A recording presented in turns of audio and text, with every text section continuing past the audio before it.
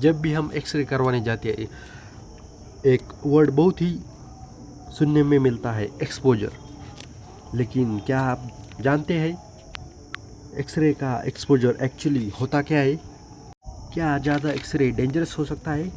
और radiology staff खुद को रेडिएशन से कैसे बचाते हैं? आज की इस वीडियो में हम सिंपल हिंदी में समझेंगे एक्सरे एक्सपोजर क्या होता है, कितना हार्मफुल होता है और कैसे सेफ रहा जाता है।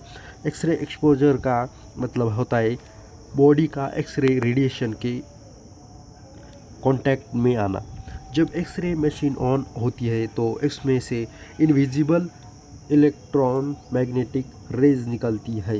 ये रेज बॉडी के थ्रू आउट पास होती है और इमेज को जनरेट करती है।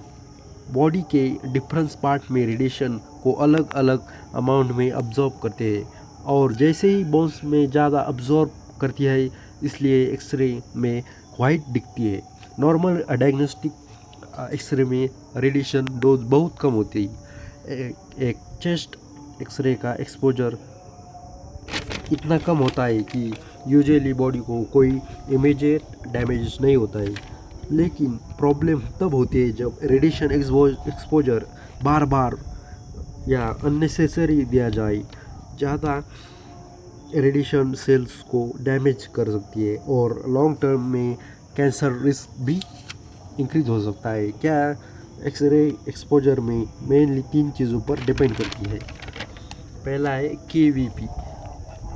केवीपी डिसाइड करता है एक्सपोजर बीम की पावर। दूसरा है एमएस। एमएस डिसाइड करता है रेडिएशन की क्वांटिटी। तीसरा है एक्सपोजर टाइम, मशीन कितनी देर तक रेडिएशन देगी। अगर एक्सपोजर कम हो तो इमेज क्लियर नहीं आएगी और अगर हो तो पेशेंट को उन्हें अननेसेसरी रेडिएशन मिलेगा। रेडियोलॉजी डिपार्टमेंट में सेफ्टी बहुत इंपॉर्टेंट होती है। रेडिएशन से बचने के लिए कुछ इंपॉर्टेंट रूल्स फॉलो किए जाते हैं। फर्स्ट है टाइम। रेडिएशन एक्सपोजर टाइम कम रखो। डिस्टेंस, रेडिएशन सोर्स से दूर रहो। शील्डिंग, लीड एप्रॉन और थायराइड शील्ड यूज़ करो। रेडियोग्राफर्स खुद भी लीड बैरियर के पीछे खड़े होते हैं ताकि उन्हें उनका एक्सपोजर मिनिमम रहे।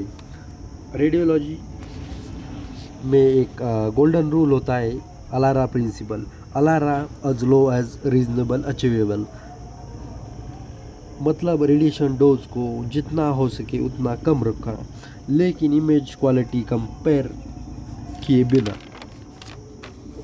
दोस्तों, अब आप समझे गए होंगे कि एक्सरे एक्सपोजर क्या होता है, ये से कैसे बनाया जाता है और रेडिएशन प्रोटेक्शन कितनी इम्पोर्टेंट है। अगर वीडियो हेल्पफुल लगी हो तो लाइक करो, शेयर करो और सब्सक्राइब करो